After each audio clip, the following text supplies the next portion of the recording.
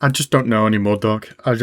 Recently, the relationship's been going well. Like, they released 5 characters, and, one of them was a joke, but 4 of them were really good. I really liked them.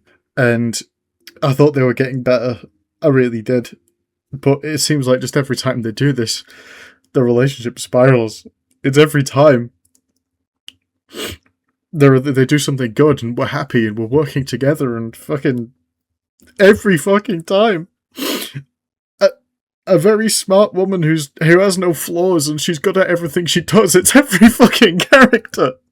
Every time I think they're getting better, they release another chirpy, optimistic woman who's really good at everything and has no flaws. It keeps happening every time. Every time the relationship gets better, they do it over and over again. Okay, jokes aside. Hello, my name is Peregrine. Sierra is Overwatch's newest hero, and she brings not a lot to the table. Sierra works at Helix Security, but is also using Helix's information to try and find a fugitive mother, and that's all I can really say about her. Usually when Overwatch drops a character, they've got an associated comic or a short story about them to flesh out the character a bit more, and Sierra got a comic, and we learned a lot more about her backstory. And that's it. There's nothing of substance there to really flesh out her as a character. We only know her backstory.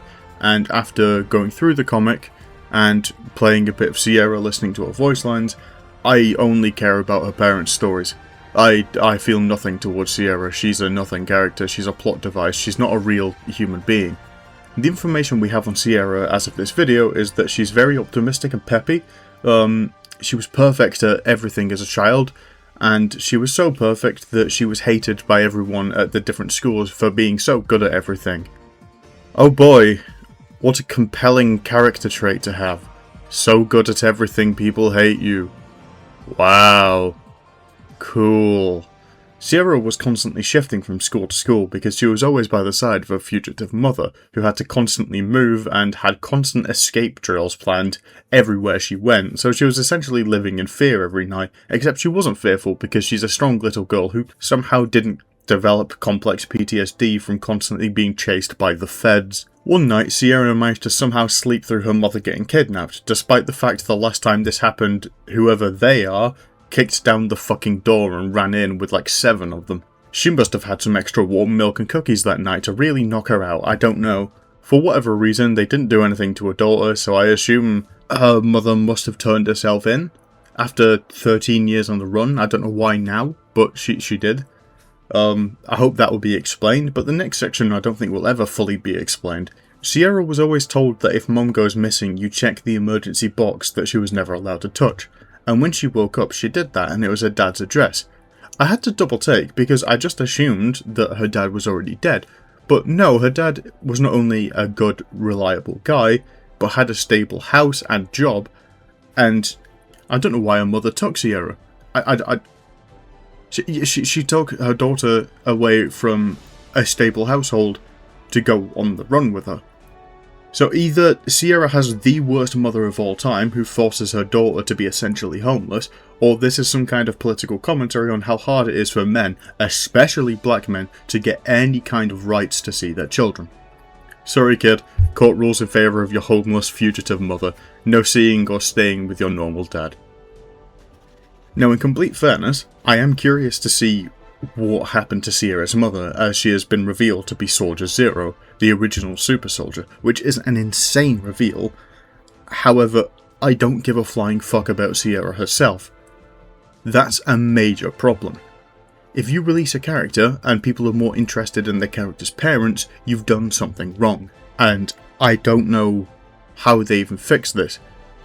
She doesn't seem to have any kind of notable flaws. Again, they keep doing this. I don't get it, but I suppose it's cool that she liked hiking. That's something. That's something interesting. Cool. I guess we're back to doing this shit again, are we? Okay, so we got the negatives out of the way, let's talk about the positives. I think Sierra's story is going to be interesting. She opens up a lot of questions and a lot of opportunities to tell new stories within the Overwatch universe. Personally, I think there's something wrong with Helix security. Something seems very off about them. Ever since the Farah comic came out, I've been suspicious of Helix. I couldn't put my finger on exactly why, but something about them feels off.